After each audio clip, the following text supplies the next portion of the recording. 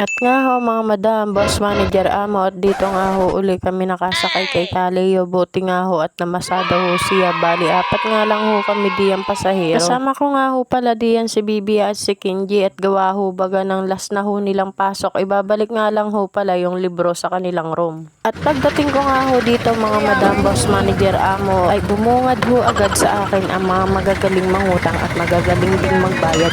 Ay ilan yan, di ba't kabait? At nga ho mga madam, boss manager amo, at dito nga lang ho ako nahihirapan baga kapag nagkasabay-sabay ho silang dumating, at gawa ho nung iba ho ay nakakalampas. At nga ho mga madam, boss manager amo, ay pasensya na ho kayo, at gawa ho na ngayon laang ho uli ako nakapag-vlog. Gawa ho baga na sobrang busy, tapos ho, yung financial ho na panload ay talagang yan ang hirap kong kumita ngayon ng pera gayon ho. At nga ho mga madam, boss manager amo, ay tatakbo na nga ho ako diyan, kumaripas na nga ho ako ng takbo, at gawa ho baga nang nakalampas nga ho aring suki kung ari baka makakuha ho baga sa iba, ay ilan yan ay kabait. At nga ho mga madam, boss manager amo, bali tinanghali na nga ho ako diyan, at gawa ho baga yung iba kong suki ay inaantay ko ho, at gawa ng yung iba po ay tanghali na ho talagang lumabas gayon ho. Tapos tinatanong ko ho yung mga suki ko kung bakit tinatanghali na ho sila. Sabi naman ho nung iba ay marami daw ho silang ginagawa gayon ho. Yung iba naman ho ay tinatanghali daw ng gising, ay ilan yan.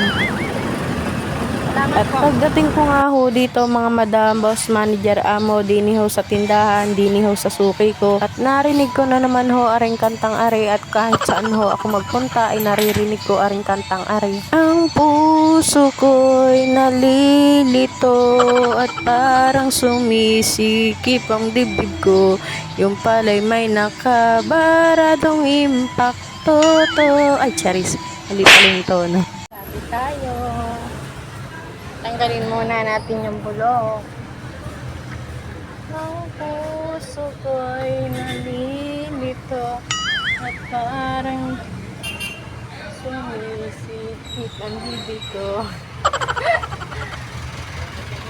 At pagdating ko nga ho din mga madam, boss manager amo, at arihong suki kong ari ay napansin ho agad yung aking cellphone na pinatong ko ho din at sabi ho baga ay kung ako daw ho ay nagbablog, ay sabi ko ho ay oo, at sabi sa akin ay baka daw ho siya ay ma-discover. Meron ho ba kayong gantong amo na sobrang kabait na lagi ho kayong binibilhan, tapos halos pakyawin na ho yung inyong paninda gayon ho? At nga ho mga madam, boss manager amo, aring suki ko hong ari 3 taon ko na hong suki. At nga ho mga madam, boss manager amo, bali iba nga ho ang tradisyonal nila, at gawa ho aring mga ari ay incheck gayon ho. At nakakatuwa nga ho, at ang laki niya nga hong bumili, kaso nga lang ho ay may limit nga lang ho ang pagdadala gayon ho. Pauwi na nga ho kami dyan mga madam, boss manager amo, at kasama ko na nga ho aring 2 ari. At nga ho mga madam, boss manager amo, bago pa nga ho kami diyan sumakay ng jeep, arihong 2 ari ay nakakita ho baga nun may baso na may yellow, na may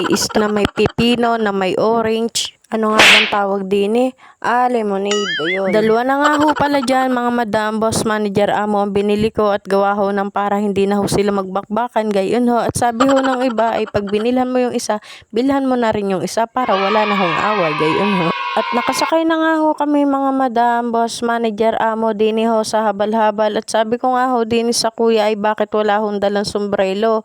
Ay sabi ko ay naku, masamang ina na naman ako na rin pag tayo nakita-kita ng marites, ilan yan. At sabi nga ho na rin panganay ko ay nakalimutan daw ho niya yung kanyang sombrero. Ayan, sinasabi sa hula. Ay siya, hanggang dito na lamang, ilan yan, tama na, magbago ka na, ingat Jared, salamat sa panonood.